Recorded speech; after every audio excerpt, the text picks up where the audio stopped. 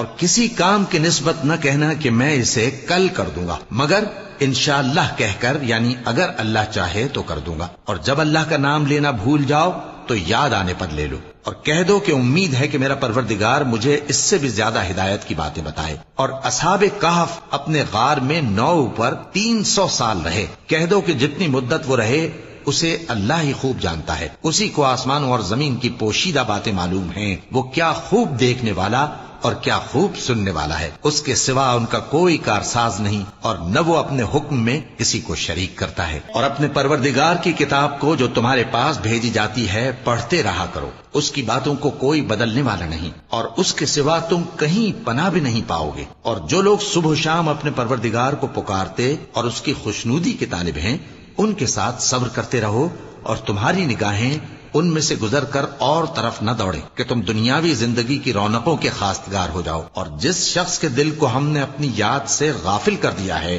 اور وہ اپنی خواہش کی پیروی کرتا ہے اور اس کا کام حد سے بڑھ گیا ہے، اس کا کہا نہ ماننا،